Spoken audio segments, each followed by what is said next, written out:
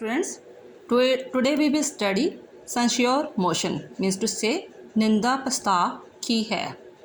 First of all ਇਸ ਨੂੰ ਅਸੀਂ ਬਰੀਫਲੀ ਸਮਝਣ ਤੋਂ ਪਹਿਲਾਂ ਇਸ ਦੇ ਜਿਹੜੇ ਹੈਗੇ ਆ ਮੀਨਿੰਗ ਸਮਝਾਂਗੇ ਕਿ ਸੈਂਸਿਓਰ ਦਾ ਮੀਨਿੰਗ ਕੀ ਹੈ ਐਂਡ ਮੋਸ਼ਨ ਦਾ ਮੀਨਿੰਗ ਕੀ ਹੈ।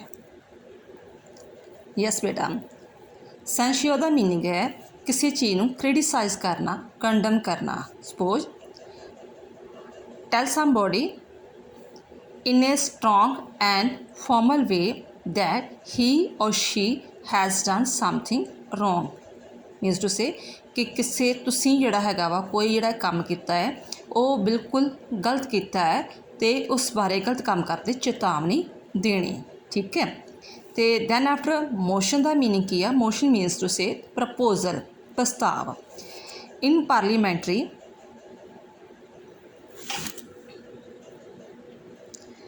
पार्लीमेंट्री procedure, a motion is a formal proposal by a member of a deliberative assembly that the assembly take a certain action। ਭਾਵ ਕਿ ਜਦੋਂ ਪਾਰਲੀਮੈਂਟ 'ਚ ਮੈਂਬਰ ਬੈਠੇ ਹੁੰਦੇ ਨੇ ਉਹ ਉਸਨੂੰ ਫਾਰਮਲ ਵੇ ਦੇ ਨਾਲ ਜਿਹੜਾ ਹੈਗਾ ਵਾ ਉਹ ਇਸ ਪ੍ਰਪੋਜ਼ਲ ਨੂੰ ਲੈ ਕੇ ਆਉਂਦੇ ਨੇ। ਠੀਕ ਹੈ, ਇਸ ਨੂੰ ਹੋਰ ਕਲੀਅਰ ਸਮਝਣ ਲਈ ਅਸੀਂ ਵੇਖਦੇ ਹਾਂ। Suppose this is a parliament and this is a speaker or sabapati। ठीक है, और there are sitting the opposition member and there are the minister, council of minister।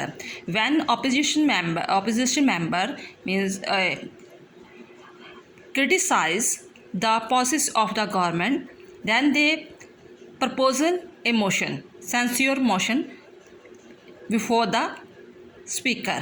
मीनस कि जदों ओपोजिशन के मैंबर जिहड़े हैगे आ, MP कह लो, मैंबर जां कह लो ओपोजिट विरोधी पार्टी के जिहड़े मैंबर आ वो जिहड़े हैगे 50 मैंबर, घट्टो घट्ट 50 मैंबर जिहड़े हैगे साइन करके दे दिंदे ने सभापति नूं जां स्पीकर नूं जिहड़े हैगे आ साइन करके दे दिंदे कि सानूं सरकार दियां पॉलिसीज़ पसंद नहीं आ, ਜਿਹੜੀਆਂ ਵੀ ਮਿਨਿਸਟਰ ਨੇ, ਕੌਂਸਲ ਨੇ, ਸਰਕਾਰ ਨੇ ਪੋਲਿਸੀਜ਼ ਬਣਾਈਆਂ ਵਾ ਸਾਨੂੰ ਉਹ ਪਸੰਦ ਨਹੀਂ ਹੈਗੀਆਂ। ਠੀਕ ਹੈ, ਲੋਕ ਸਭਾ ਵਿੱਚ ਕਹਿ ਦਿੰਦੇ ਨੇ, ਦੈਨ ਉਸ ਨੂੰ ਬੋਲ ਦਿੱਤਾ ਜਾਂਦਾ ਹੈ ਨਿੰਦਾ ਪ੍ਰਸਤਾਵ ਜਾਂ ਸੈਂਸਿਓਰ ਮੋਸ਼ਨ। ਇਸ ਸਥਿਤੀ ਵਿੱਚ ਜੇਕਰ ਉਹ ਨਿੰਦਾ ਪ੍ਰਸਤਾਵ ਪਾਸ ਹੋ ਜਾਂਦਾ ਹੈ, ਸੈਂਸਿਓਰ ਮੋਸ਼ਨ ਪਾਸ ਹੋ ਜਾਂਦਾ ਹੈ, ਤਾਂ ਜਿਹੜੀ ਇਹ ਮਿਨਿਸਟਰਸ ਨੇ, ਸਰਕਾਰ ਨੇ, ਉਸ ਨੂੰ ਸਰਕਾਰ ਉਸਦੀ ਟੁੱਟ ਵੀ ਸਕਦੀ ਹੈ, ਉਸ ਨੂੰ ਆਪਣੇ ਅਹੁਦੇ ਤੋਂ ਅਸਤੀਫਾ ਵੀ ਦੇਣਾ ਪੈ ਸਕਦਾ ਹੈ। ਕੀ ਇਹਦੇ ਵਿੱਚ ਤੁਸੀਂ ਯਾਦ ਰੱਖਣਾ ਕਿ ਪਾਰਲੀਮੈਂਟ ਵਿੱਚ ਜਦੋਂ ਜਿਹੜੇ ਓਪੋਜੀਸ਼ਨ ਪਾਰਟਸ ਵਾਲੇ ਆ ਇੱਕ ਪ੍ਰਸਤਾਵ ਉੱਤੇ 50 ਮੈਂਬਰ ਸਾਈਨ ਕਰ ਦਿੰਦੇ ਨੇ ਕਿ ਸਾਨੂੰ ਸਰਕਾਰ ਦੀਆਂ ਨੀਤੀਆਂ ਪਸੰਦ ਨਹੀਂ ਹੈਗੀਆਂ। ਕਿਹਦੇ ਸਾਹਮਣੇ ਪੇਸ਼ ਕਰਨਾ ਉਹਨੇ ਪ੍ਰਸਤਾਵ? ਸਭਾਪਤੀ ਦੇ ਸਾਹਮਣੇ। ਠੀਕ ਹੈ, ਕਿਹਦੀ ਆਲੋਚਨਾ ਕਰਨੀ ਆ? ਸਰਕਾਰ ਦੇ। ਕਿ ਕੌਣ ਕਰਦਾ? ਓਪੋਜਿਟ ਪਾਰਟੀ ਵਾਲੇ। ਸਾਨੂੰ ਸਰਕਾਰੀ ਨੀਤੀਆਂ ਪਸੰਦ ਨਹੀਂ ਹੈ, ਦੈਨ ਆਫਟਰ ਜਿਹੜਾ ਹੈਗਾ ਵਾ ਉਸ ਨੂੰ ਆਪਾਂ ਨਿੰਦਾ ਪ੍ਰਸਤਾਵ ਕਹਿੰਦੇ ਹਾਂ। ਅਤੇ ਜੇ ਇਹ ਨਿੰਦਾ ਪ੍ਰਸਤਾਵ ਪਾਸ ਹੋ ਜਾਂਦਾ ਹੈ ਤਾਂ ਸਰਕਾਰ ਨੂੰ ਅਸਤੀਫਾ ਵੀ ਦੇਣਾ ਪੈ ਸਕਦਾ। ਹੁਣ ਤੁਸੀਂ ਇਹ ਜਿਹੜਾ ਹੈਗਾ ਐਗਜ਼ਾਮ ਵਿੱਚ ਕੁਐਸਚਨ ਕਿਵੇਂ ਅਟੈਂਪਟ ਕਰ ਸਕਦੇ ਹੋ ਉਹਦਾ ਵੀ ਆਪਾਂ ਲਿਖਾਂਗੇ। ਨਿੰਦਾ ਪ੍ਰਸਤਾਵ ਦਾ ਅਰਥ ਦੱਸੋ। ਨਿੰਦਾ ਪ੍ਰਸਤਾਵ ਸੰਸਦ ਵਿੱਚ ਸਰਕਾਰ ਦੀਆਂ ਨੀਤੀਆਂ ਵਿੱਚ ਅਵਿਸ਼ਵਾਸ ਪ੍ਰਗਟ ਕਰਨ ਲਈ ਪੇਸ਼ ਕੀਤਾ ਜਾਂਦਾ ਹੈ ਅਤੇ ਲੋਕ ਸਭਾ ਵਿੱਚ ਨਿੰਦਾ ਪ੍ਰਸਤਾਵ ਪਾਸ ਹੋਣ ਦੀ ਸਥਿਤੀ ਵਿੱਚ ਮੰਤਰੀ ਪਰਿਸ਼ਦ ਨੂੰ ਅਹੁਦੇ ਤੋਂ ਅਸਤੀਫਾ ਦੇਣਾ ਪੈਂਦਾ ਹੈ। ਨਿੰਦਾ ਪ੍ਰਸਤਾਵ ਕਿਉਂ ਪੇਸ਼ ਕੀਤਾ ਜਾਂਦਾ? ਸਰਕਾਰ ਦੀ ਨੀਤੀਆਂ ਦੀ ਆਲੋਚਨਾ ਕਰਨ ਵਾਸਤੇ। ਅਤੇ ਜਦੋਂ ਸਰਕਾਰ ਦੀ ਨੀਤੀਆਂ ਦੀ ਆਲੋਚਨਾ ਕਰਨ ਵਿੱਚ ਇਹ ਪ੍ਰਸਤਾਵ ਪਾਸ ਹੋ ਜਾਂਦਾ ਹੈ ਤਾਂ ਮੰਤਰੀ ਪਰਿਸ਼ਦ ਨੂੰ ਸਰਕਾਰ ਨੂੰ ਅਸਤੀਫਾ ਦੇਣਾ ਪੈ ਸਕਦਾ। ਇਹ ਜਿਹੜਾ ਪ੍ਰਸਤਾਵ ਆ ਕਿਹਨੂੰ ਦੇਣਾ ਪੈਂਦਾ ਹੈ? ਸਭਾਪਤੀ ਨੂੰ, ਸਦਨ ਦੇ ਸਭਾਪਤੀ ਨੂੰ ਦੇਣਾ ਪੈਂਦਾ ਹੈ। ਉਹਦੇ ਉੱਤੇ ਘੱਟੋ ਘੱਟ 50 ਮੈਂਬਰਾਂ ਦੇ ਸਾਈਨ ਹੋਣੇ ਜ਼ਰੂਰੀ ਹੁੰਦੇ ਨੇ। ਇਹਦੇ ਵਿੱਚ ਵਿਰੋਧੀ ਪਾਰਟੀ ਦਾ ਮਕਸਦ ਹੁੰਦਾ ਹੈ ਸਰਕਾਰ ਦੀ ਨੀਤੀਆਂ ਦੀ ਆਲੋਚਨਾ ਕਰਨਾ, ਉਹਦੀ ਕਮੀਆਂ ਨੂੰ ਉਜਾਗਰ ਕਰਨਾ।